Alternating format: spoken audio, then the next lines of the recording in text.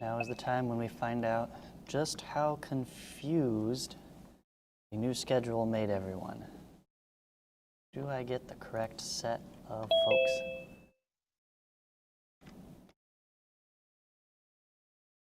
Okay. Yeah, so far so good.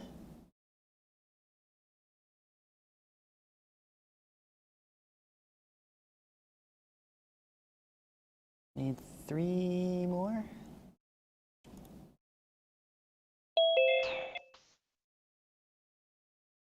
There's 1, 2 more.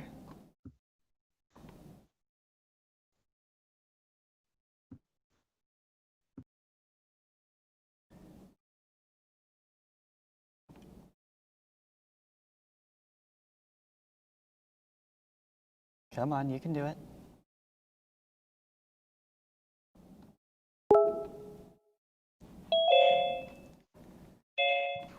Double ding, there they are. Excellent, everybody is here. Perfect. Let's begin. Good morning, everyone.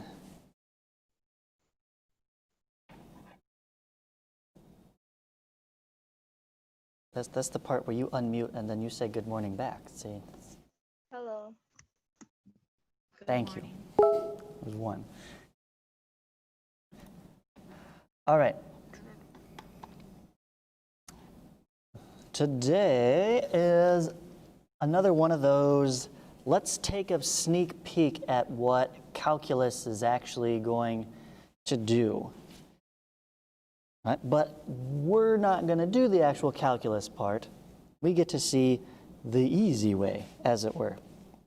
Well, it's going to be easy, and then it'll be hard, and then you get to calculus, and suddenly it's easy again. Like many of the things we've taken a look at.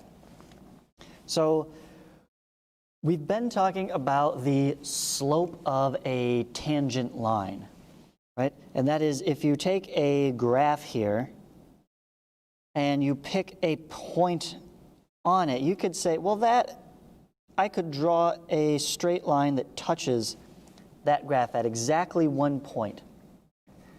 And the slope of that line is about the slope of the graph near there.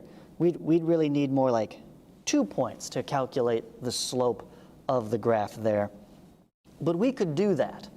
And calculus is going to give us more precise tools that will allow us to calculate that much easier.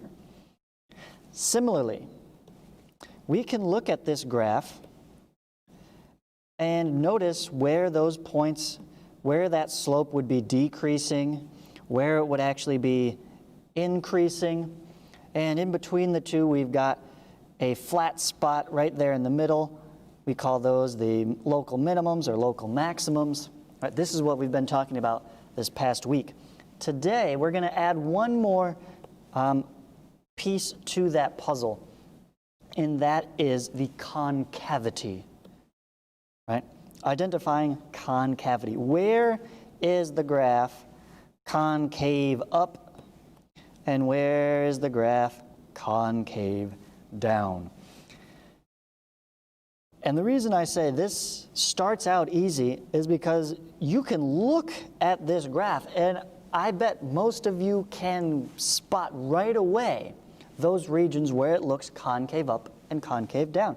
Concave up is anything where the inside of the curve is the upper portion. It looks like a right side up parabola. Concave down is the opposite. It's a upside down parabola. And so wherever the graph locally matches the curvature of these shapes, that's where it is that concavity. You can almost think of it as where, if you were to pour water on this graph, where is the water going to pool? That's where it's concave up, right? All your little water particles, right? It's going to fill in here, and it's a little bowl filled with water. Versus concave down is where is it a hill? Where is all the water going to just run right off and stay? You can stay perfectly dry sitting up there, right? Your feet won't be wet. Some of these are quite easy to spot then when you're looking at the graph here. You're just looking around, where do I suddenly turn directions? Oh, I've turned directions up here, or down here I should say. So at this local minimum, it's always going to be concave up. So let me label that. This is a minimum. And so this region will be concave up. And it continues, it matches that curvature all the way out to infinity on this side. But it does not continue to match that curvature everywhere on this side, because eventually we're going to reach this local maximum where things are bending down away from it, and that is a concave down region. And the question is, where do the two meet? Where are those concavities going to intersect and switch? Somewhere there has to be a point where that concavity flips over, and that was that special point I introduced you to earlier, that point of inflection. This is where it starts to get tricky. Where exactly is that point of inflection? We can spot the maximums and minimums pretty precisely on a graph, especially because those are such special points that when you factor these polynomials, you'll often get, oh, notice this maximum is right on the x-axis, so that max is in fact a root. In this case, it's a double root of the polynomial. We'll talk more about those at the beginning of the next quarter, dealing with polynomial roots. But that's going to show up in the equation in factored form very prominently. This guy does not. This is not as easy to spot. It'd be nice to say, yeah, it's got a y-intercept of -2. Maybe the point of inflection is right there. That'd be convenient. I can't be so certain that's where it is. Maybe it's a little higher up, maybe it's a little lower. That's not always an obvious spot. So that's where we start to blur the line and go, well, most of the region is really easy to find on the graph. But the exact transition point, that's where it gets tricky. And that's where we're going to need the actual calculus techniques to compute these specific regions. Because doing it algebraically, to have to test and be like, okay, you'd have to watch the pattern of the slope, because this slope starts out fairly shallow, and then it gets steeper, and then it gets steeper, and then at some point it starts to get shallower again. So you'd have to look at the changing of that slope, and where does the change? It's still changing, but it stops changing one way and starts changing another way, right? That's what you'd have to look at, and that tracking that down, that's going to be really tedious without the calculus techniques. Right? But it does something for us. The reason we want to find these is when it comes to the application, the polynomial represents some value, some amount that is changing over time, and people always want to know, well, what is the change of the change? They're always asking about that next level. Okay, that's great. My stocks are going up. It's wonderful. But it looks like the stocks are going up, but they're slowing down.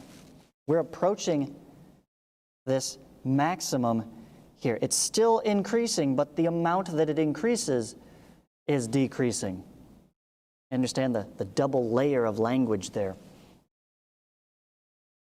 Okay?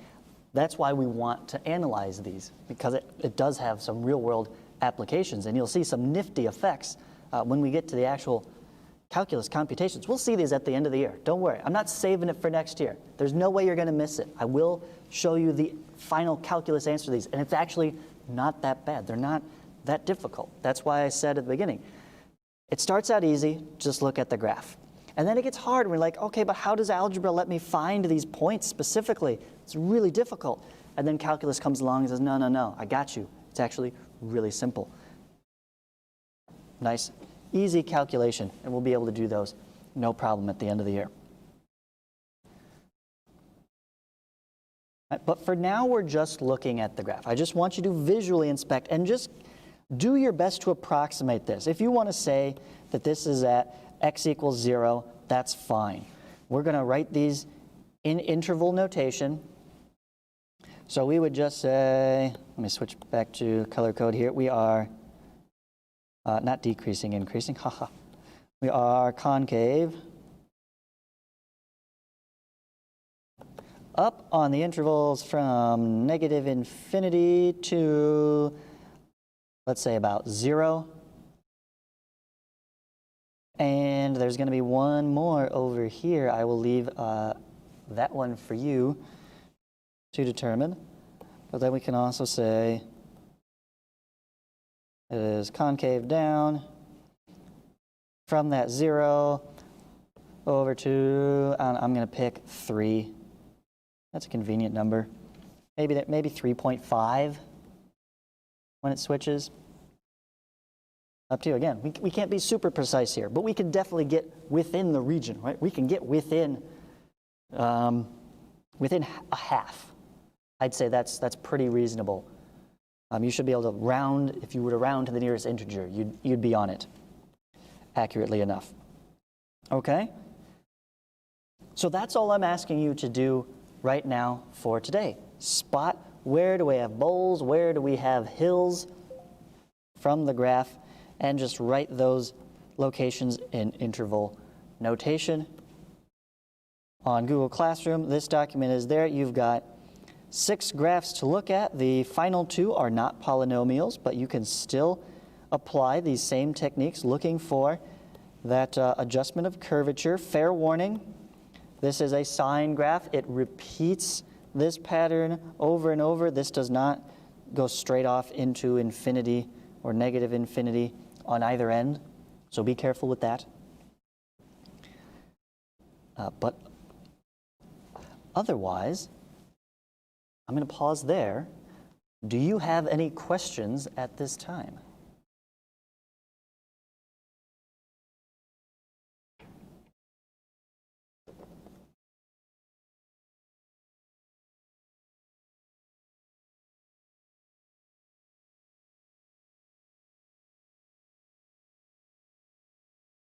Okay.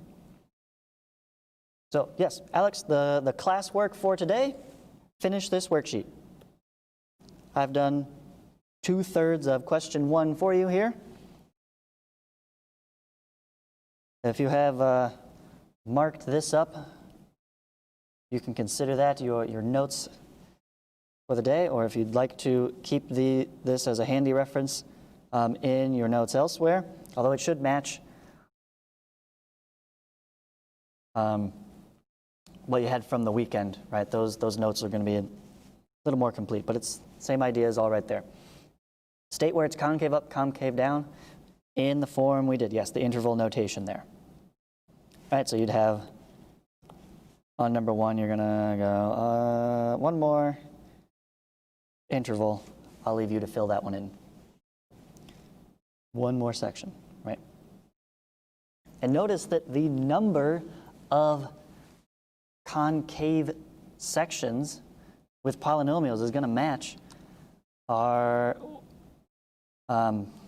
that powers. This has 1, 2, 3 sections of concavity, as it were. Add 1 to that, 4. We get even number because these are both going in the same direction. This is a power 4 polynomial. Right, so that's another way you can kind of check your work there, at least on the first 4 questions. Make sure you have the right number of regions listed. Right, but that's it. That's all for today. Short and sweet.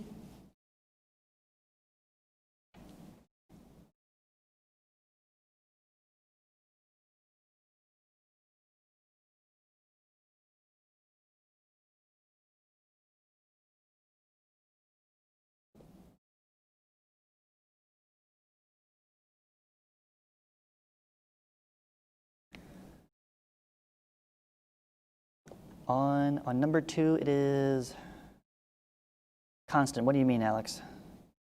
Graph number 2 or at x equals 2?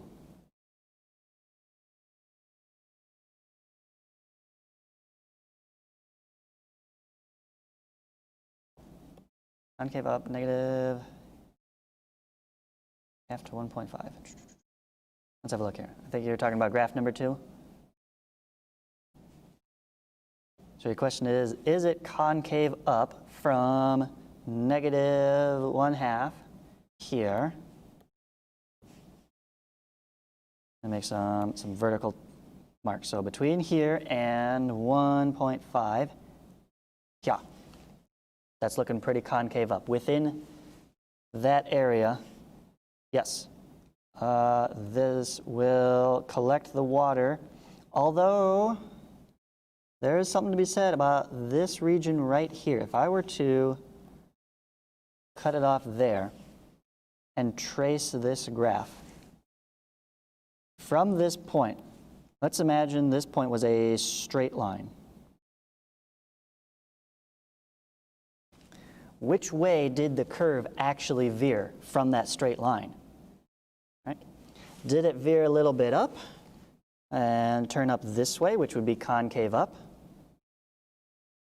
Or did it veer down this way to be concave down? There's another way you can think of it, right? Compared to the straight line from any point, how has it gone? Has it bent further up or has it bent further down? So I would argue that this region of concavity, concave up, stops more closer to 1 than 1.5. From 1 to 1.5 it is, or from 1 to 2, well, we can include the flat line there as well. A constant has no concavity. You could actually specify, it's a concave up or down. Well, it's neither in like this portion. But that's less than an integer at that point, so you can round it to, that'd be fine.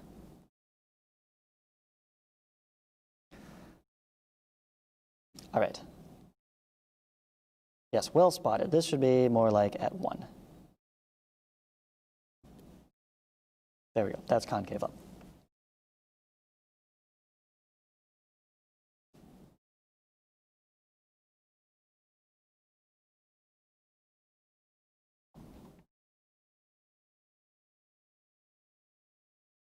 Okay.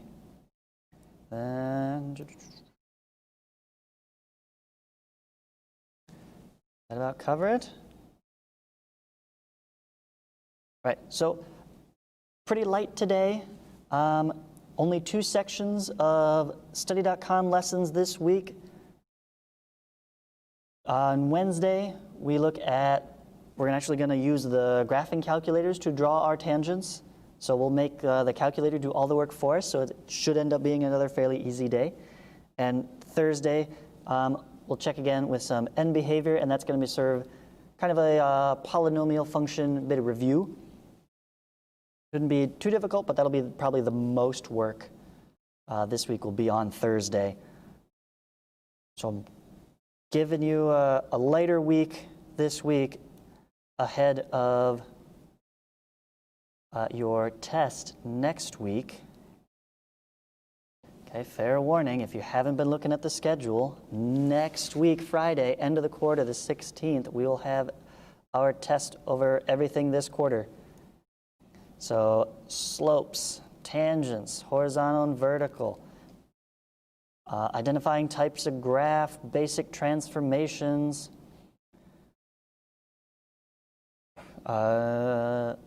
parabolas, some polynomials, this increasing, decreasing, concavity stuff this past week and this week, and a review guide and packet will be posted on Friday for you to work on over the rather enormous weekend, I guess. Because you've got Monday off, you work Tuesday, you're taking the SAT on Wednesday. I won't see you again next week until Thursday. So you'll have just about a whole week for that review. Okay?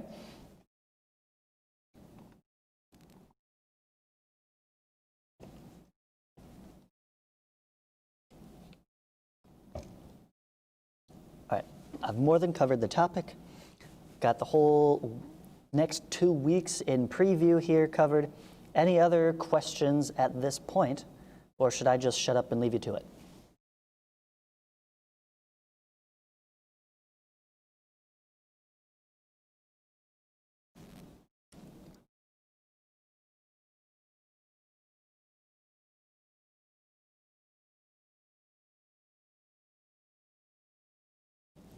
All right, hearing and seeing nothing, we'll go ahead and end the YouTube stream there. I think we got all the good stuff in.